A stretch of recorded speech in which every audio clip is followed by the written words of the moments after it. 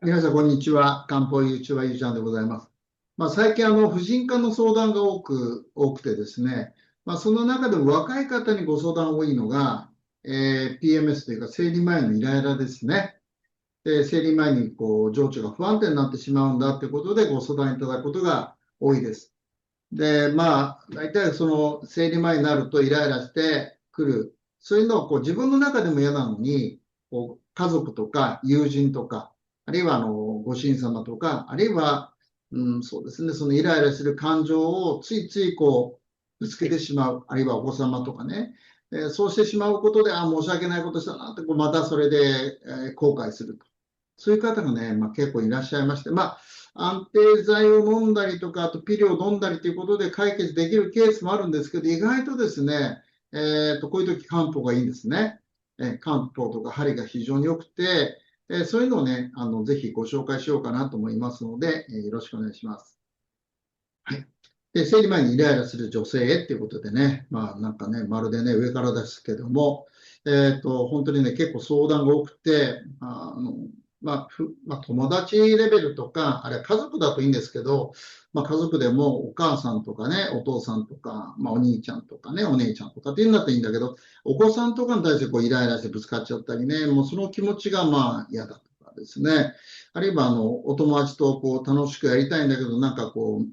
そのイライラ感があってどうもうまくいかないとかですね。女性同士だと意外と理解いただけることもあるんでしょうけど、それで結局、ボーイフレンドとかと喧嘩しちゃったりね、あるいは職場の上司とか、あるいは仲間とうまくいかなくなっちゃったり、そういうこともありますよね。で、この症状としては、大体この4つぐらいが多いんですよね。イライラ、怒り、それから胸張り、便秘、むくみ、あと肌荒れ、ニキビ。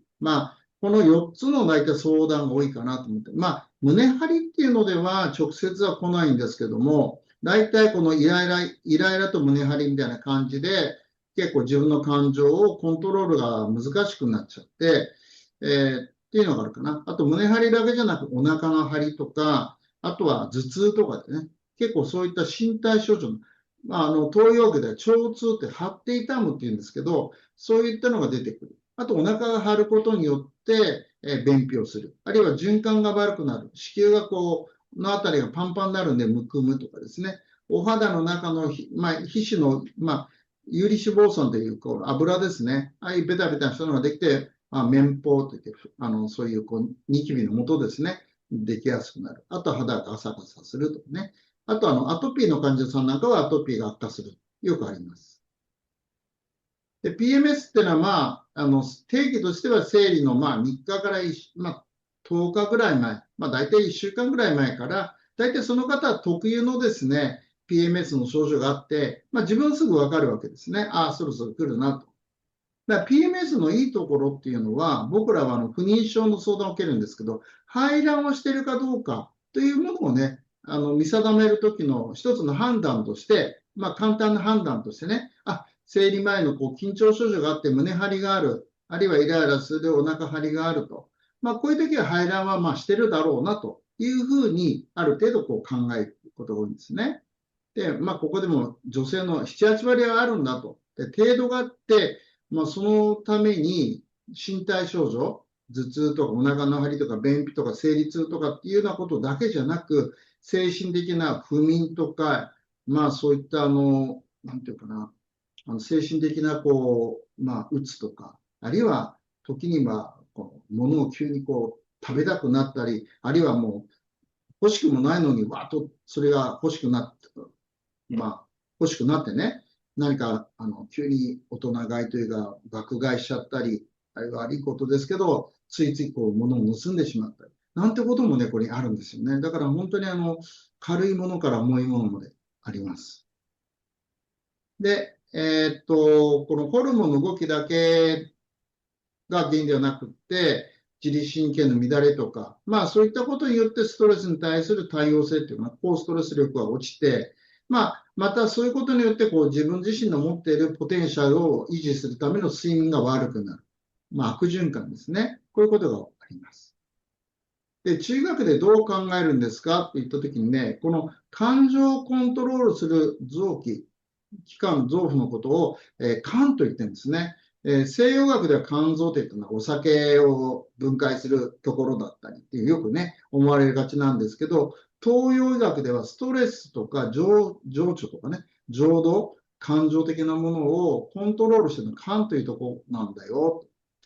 実際ですね、西国の肝臓が悪くなってくると、やっぱりこうイライラしやすくなるとかね、いうのはあるそうです。だから、肝機能と意外と感情っていうのは連動することがあるのかもしれませんね。それはちょっとこっち置いといて、東洋学というか中医学ではですね、こういうふうな PMS の状態のことをですね、肝気鬱血というんですね。肝の気っていうのはある意味で自律神経みたいなね。そういったものがうまくスムーズに流れない、自律神経のバランスがコントロールできなくなる。そういう時に、情動が不安定になる。っていうのは、自律神経の一番のコントロールしている視床下部ってところですね。視床下部ってところで、自律神経や情動とかを、コントロールしてますので、理にかなっているかと思います。で、主な症状は先ほど言ったような症状なんですね。で、ここにはですね、ちょっと、見づらくて大変恐縮なんですけど、気体血黄症と言いまして、やっぱりですね、気の流れが悪くなると、気の流れって気持ちの気って書くんですけど、気の流れが悪くなるというんですね。さっきの肝気鬱血のように。そういう状態が続くとですね、流れが悪くなると気だけじゃなくて血流も悪くなっちゃうんですね。東洋医学っていうか中医学では、気の流れが悪いのを気体と言ってます。で、それに伴ってだんだん、血流が悪くなってくるのを、気体血、お血というんですね。だからこの、ペアによってですね、この PMS は構成されていることが多いです。なので、生理痛とか便秘とか吹き出物、こういった身体症状にまで出てくる場合は、やっぱお血が絡んでいること。あと、今日にはちょっと書いてありませんけど、この吹き出物の中でも、丸っこい脂肪の塊が皮膚の下にできるとかね、こういうのを単質って言うんですけど、こういうのもね、絡んでることが多いんですね。PMS の人の多い未病サインっていうのがあって、普段から、首、肩が凝りやすい。特にね、この肩の横ですね。横の方。ね、側面。この側面とか顎が、寝てる時に顎に力入ってるとか、肩こりが横がしやすい。こういう方は多いです。あと、お腹が張りやすいとかですね。便秘しやすいとか、シミとかクマができやすいとか、末端冷え。結構ね、この末端冷えは単純に体の冷え、これ冷えのところでも話してるんであれなんですけど、手足がっていうのは自律神経でコントロールしますので、そこの働きが悪くなるんですね。で、漢方では何をするんですかっていうと、そういう滞ってしまった気、それから滞っている停滞している血、血ですね。そういうものを気とか血を、血をですね、両方巡らしてあげるという、そういうのを力活血と言います。で、気の流れを整える、力ですね。これは先ほど言った肝臓っていうか肝の働きを回復させていくということがベースにありますし、また肝臓ね、気だけじゃなくて血流にも関係あるんですね。だからもってこいというか、肝というところの機能を整えてあげることで気と血両方整える。こういうやり方があります。それによって PMS を解決していこうということなんですね。よく使われる漢方薬に、代表的なものですよ。これだけじゃないんです。だから、ここにも書いてある通り、漢方薬を体質に合わせて選ぶのが重要でありますので、よくね、皆さんが、そのドラッグストアさんとかネットで適応症を一生懸命見てね、私これ合ってるかもしれないとか、私尿心酸かなとか、私翼管酸かなとかって、ちょっとね、あると思いますけど、できれば僕らみたいな専門家に一回相談してからにしてください。で、同じ PMS でも対象で違います。で、一応ここでは2つ、上昇葉酸合子持つと。上昇葉酸って非常にね、有名な漢方薬なんですけど、血虚といってね、ちょっとね、もともと顔色が悪かったり、栄養が良くない人もいるんですね。で、日本人結構そういう方が多いんですよ。で、そういう方には、上昇合子持つとという僕ら言うんですけど、で、こういうイライラ感が強い、不安感がある、寝つきが悪い、ストレスを感じやすい時にこの甘味症後下酢とよく使います。それからもう一つはケップ蓄黄糖って言いまして、名前がね、難しい名前ですよね。ケップ。血の、滞るところね、溜まるところです。で、ケップ蓄黄糖で、肝臓とかにこう溜まりやすいっていうんで、に溜まってる血の流れを良くする。ということで、先ほど言った肝というのは、肝臓だけじゃなくて、肝臓という意味では自律神経とか気の流れ、血の流れ、でそういうので生理痛が結構ある方、塊が出る方、腹痛がある方、イライラが多い方、こういう方に、ケップ蓄黄糖っていうのをよく使います。お食事もね、やっぱり重要なんですよね。で、香味野菜、よくね、香りのある野菜を使ってくださいということで、これはできたら刻んで、旬なものをですね、お実をつけとか、サラダとか、あるいはお野菜、お肉だとかに、うまくこう、なんていうかな、新鮮な野菜刻んでね、入れていただくと、あんまり火を通しちゃうと良くないんですよね。から、あと、玉ねぎみたいにケルセチンゴイムとか、ラッキョとか、青魚、ね、そういったEPA とかね、多いもの。あと、シナモンなんかもいいんですよね。はい。だからこういうのをぜひ取り入れながらやってください。で、やっぱ甘いもの、それからアルコール、ちょっと気をつけていただいた方がいいですね。はい。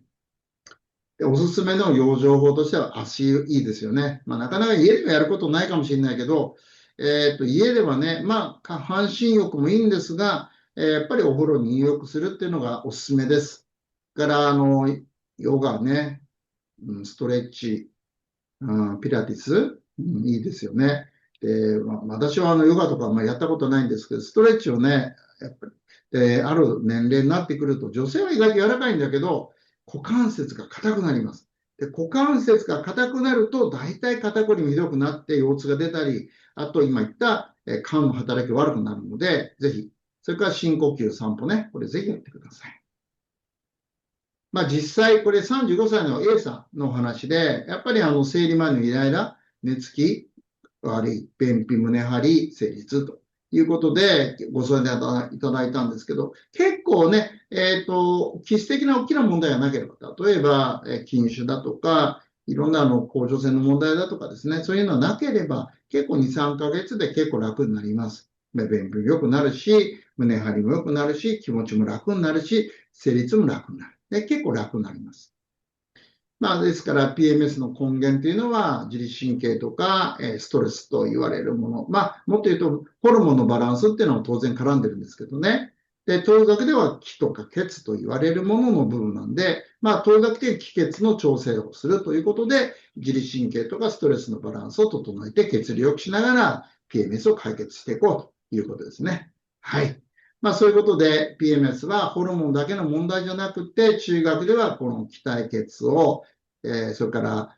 肝気鬱血ですね。こういった肝というのがあるんだなということを覚えておいてください。それから意外と、肝というところでコントロール、気とか血と言われるものが停滞するときになりやすいんだなと。お食事も結構、養生も重要だということですよね。はい。ということで、